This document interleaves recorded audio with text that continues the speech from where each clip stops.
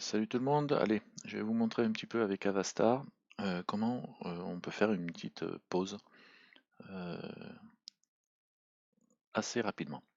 Alors, je vais virer mon cube, s'il veut, voilà, delete, et je vais rajouter Avastar, tac, le basique par exemple, voilà, blam blam, et voilà.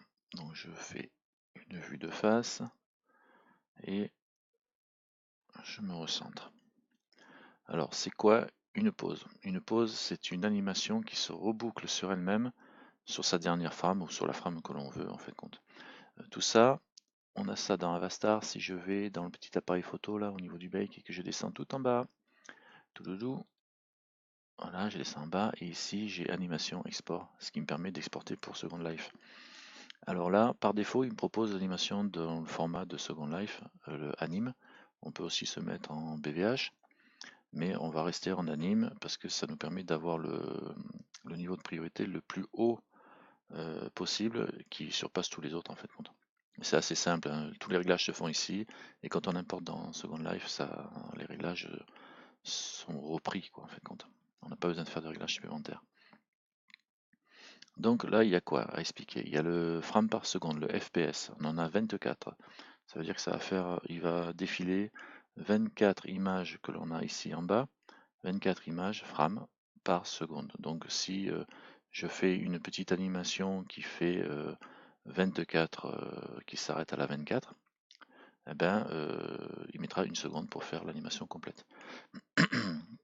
Donc moi, pour le coup, je vais démarrer, comme c'est une pause, je vais me mettre à la position 10 par exemple, ou 12, voilà, 11, 12, ici, je le vois ici, 12, pour avoir une demi-seconde pour faire l'animation complète. Donc je me mets déjà à la position finale.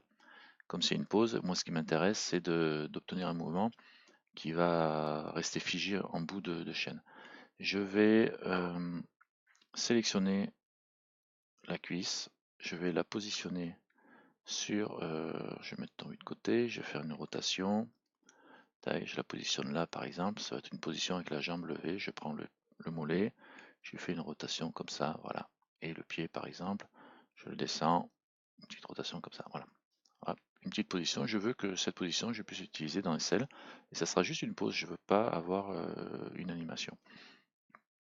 Alors pour faire ça, il suffit de se positionner sur la position finale, de sélectionner les bones qui ont été touchées. Donc là, en l'occurrence, j'ai le pied, j'ai lui le mollet et la cuisse. Donc je fais un shift et je sélectionne les trois. Et je vais aller ici sur la petite clé en bas, le petit trousseau de clés. Je vais lui dire qu'il prenne en compte la location, la rotation et le scale. Voilà, lock rod scale. Et je vais cliquer sur la clé ici. Pouf. Là, on voit qu'il y a un petit trait jaune qui s'est rajouté sur mon trait vert. Et si je regarde sur le petit bone ici, j'ai rotation, scale et location qui sont devenus jaunes. Ils ont été mémorisés quand ils sont jaunes. D'accord? Donc là, j'ai pris la position de fin qui est au niveau 12. Hein. Ce qui veut dire que si je reviens maintenant à la position 0 et que je réinitialise mes rotations, donc je sélectionne tout, je fais Alt R, ce qui a pour effet de remettre à 0 toutes les rotations. Voilà. Et que là, je resélectionne ma cuisse, mon mollet et mon pied. Voilà, les trois là. Et je vais mémoriser cette position de départ à la position 0, location, rotation, scale. Et je fais un clic ici, sur la clé. J'aurais pu appuyer sur la touche I, c'est le raccourci clavier. Donc là, on voit qu'il y a une position mémorisée à la position 0. Donc c'est ce que je viens de faire sur les trois. Et quand je bouge, mon truc, il reprend la position qui a été mémorisée à la position 12. Donc là, on a une animation. Et moi, je veux que ça reste dans cette position-là dans SL. Donc là, maintenant, on n'a plus qu'à faire l'export. C'est terminé pour les réglages ici. Vous avez vu, avec le clic ici sur la petite clé, on mémorise ce qui est sélectionné. Et j'ai mémorisé que ce qui était utile pour mon animation. ce qui laisse champ libre aux autres bones, aux autres bones, d'être manipulés par d'autres poses ou par d'autres animations. Parce que moi, je vais mettre à fond la priorité de ça, donc du coup, il va rester la jambe en l'air, même s'il marche, quoi. Voilà, si je fais jouer la pose, évidemment. Donc là, je vais revenir ici sur l'appareil photo, et je vais vous en donner un peu plus au niveau de l'animation export. Donc je reste sur anime pour l'instant. Le frame par seconde, j'en ai 24, comme j'ai mis 12, là, le mouvement complet peut se faire en une demi-seconde, puisque c'est 24 frames par seconde. Et là, je peux dire que je démarre à la frame 12 pour m'arrêter à la frame 13, si je veux juste une pause qui apparaisse en mode instantané positionné là. C'est très rapide, tac, il se retrouve là. Maintenant, je peux très bien démarrer à la frame 0, voilà, et il monte jusqu'à la frame 13, donc il va s'arrêter à la 12 pour atteindre cette position-là. Et du coup, l'animation, quand je vais la jouer, enfin la pause, quand je vais la jouer, il va lever son pied. On va le voir lever son pied en une demi-seconde, vu qu'il met 24, il est à 24 FPS. D'accord, pour l'instant ça va. Si je veux qu'il joue instantanément, ben je fais 12-12 et puis ça devrait être bon, ou 11-13, comme ça je suis sûr de taper juste. Ça, le Anime Export Option, le Ease In, Ease Out, c'est le temps. Si je fais une animation, c'est-à-dire que j'ai plusieurs mouvements, etc., que j'enchaîne les frames et les positions différentes, c'est le temps qui va mettre à démarrer, à passer d'une animation à l'autre. C'est-à-dire que j'ai mon animation là, j'en ai créé une autre fois. Pour passer d'une animation à l'autre, le easing il va passer, il va mettre 0,8 secondes et pour sortir, il mettra 0,8 secondes aussi. Et la priorité, c'est ce dont je vous parlais, c'est les priorités des animations. Donc, plus elle est élevée, plus elle va passer par-dessus les autres animations qui pourraient utiliser les mêmes bones et qui sont déjà activées. Là, on est en 3, c'est la moyenne. On peut monter, si on veut faire une pause qui reste figée tout le temps, on se met à 6 et il pourra se mordre le nez avec une autre animation qui est à 6 aussi, mais il faudra faire en sorte que les autres animations soient à 5, de façon à ce que celle-là passe par-dessus. Le loop animation, ce qui me permet de faire une pause. Ici, je le coche. Alors, il va démarrer comment? Il va faire une boucle. Si je démarre à 0 et que je finis à 12, ben, il fait 12 et hop, il recommence, hop, il fait 1, il recommence, il fera toujours son truc. Moi, je veux qu'il démarre la loupe à 12, la dernière, et qu'il s'arrête à 12. En fait, compte, il joue en boucle la pause finale. C'est-à-dire qu'il démarre, il fait un 0, il arrive là, et une fois qu'il a, pouf, ça tourne en boucle. D'accord? Grosso modo, en visuel, il démarre à 0. Quand on lance la pause, hop, il monte, et quand il arrive à 12, il tourne en boucle sur le 12, 12, 12, 12. Et du coup, on reste positionné. Là, c'est le nom du fichier que l'on va retrouver dans Second Life. Je vais l'appeler, je vais le laisser action, bon, je vais l'appeler pat. Pat en haut. Pat en haut, voilà. Tout attaché, j'aurais pu mettre des majuscules à chaque début de mot, histoire de rendre les choses plus faciles, mais c'est pas grave. Je vais laisser comme ça. Armature scale, c'est si vous avez touché l'armature de ces spiquets là, mais si vous avez touché l'armature, par exemple pour faire un géant, etc., c'est bien de le cocher. Avec bone translation, c'est si vous faites des déplacements de bone. Pareil, on peut le cocher, mais à mon avis, ça doit créer plus de problèmes qu'autre chose quand vous commencez à faire des déplacements de bone. Et là, on fait export direct. Là, il me propose d'enregistrer. Bon, dans Blender, test. Et je vais faire ici un nouveau dossier. Je vais l'appeler anime en pause. Pause. Et pat en haut, anime, export animation. Voilà. Donc ça m'a créé un dossier et il me l'a exporté dedans. Si je voulais faire mon export en BVH, c'est un autre mode. On peut choisir pareil le nombre de frames.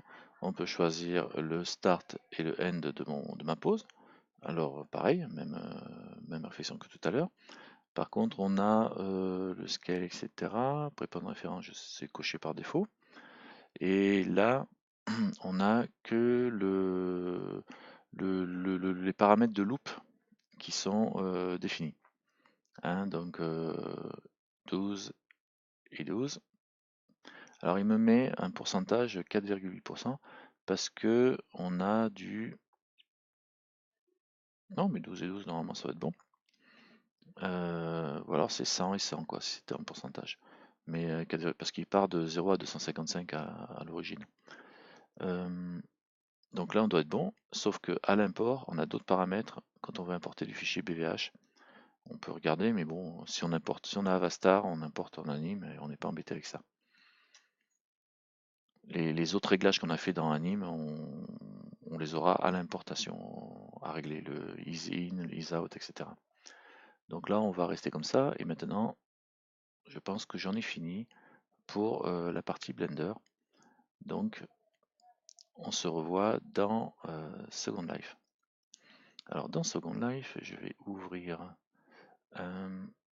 Firestorm, lancer, belle plage, sa cuisine dure à côté, et je vais aller me mettre ici sur la Second Life bêta pour tester. Hop, un login, et je vais vous montrer la partie importation. Si j'arrive à le faire. Tadada. Alors je suis sur la Second Life bêta, ce qui me permet de ne pas payer les importations, tout simplement, et pour les tests. Donc si vous n'avez pas encore fait de compte, il n'y a pas besoin de faire de compte, hein, si vous avez un compte SL, vous pouvez vous déplacer sur la Second Life bêta avec les mêmes noms d'utilisateur et mêmes mots de passe que celui de Second Life, vu que c'est le même gestionnaire, c'est Linden Lab. Par contre, si vous n'arrivez pas à vous connecter, c'est qu'il y a un souci, faites un ticket et vous réinitialiseront le compte. Vous faites un ticket sur Second Life, hein, sur le site, et vous réinitialiseront le compte. Bon, là, je vais rester là pour l'opération d'import. Alors, on peut aller se balader. On se retrouve avec l'inventaire et plein de sous en plus, gratuit. Donc, je vais en profiter pour aller dans Build ici. Et je vais aller, qu'est-ce que ça papote? Je vais aller dans Upload. Je fais image, non, son nom, animation. Ouh, une pause, c'est une animation. Donc, j'ai cliqué sur animation. Et je vais aller chercher ce que j'ai fait il y a 2 minutes. Si je retrouve, normalement c'était dans Blender, document, Blender, test et pause, ouf, et voilà, pattern O, anime. Donc là il me propose pas d'autre option, juste le nom du fichier, la description si je veux le mettre et je upload direct. Et voilà, ça me coûte 10 linden, mais ça me coûte rien du tout en réalité. Et j'ai mon animation, et si je fais un play, je peux faire un play inward si je veux, et hop, je me retrouve, vous voyez, avec la patte en l'air. Et comme j'ai l'animation à 6, c'est-à-dire au maximum de priorité, si je me déplace, ben voilà, j'ai une patte en l'air, mais je me déplace qu'avec une jambe. Alors ça serait bien d'arriver à avoir de profil comme ça. Voilà. D'accord? Dis donc, dis donc. Je pourrais mettre une roulette dessous, faire ce que je veux, quoi. Bon, voilà. Comment on fait une pause qui bloque pas les autres parties. Vous remarquez que j'ai une démarche tout à fait charmante. Ouais, bon, c'est pas le but du jeu.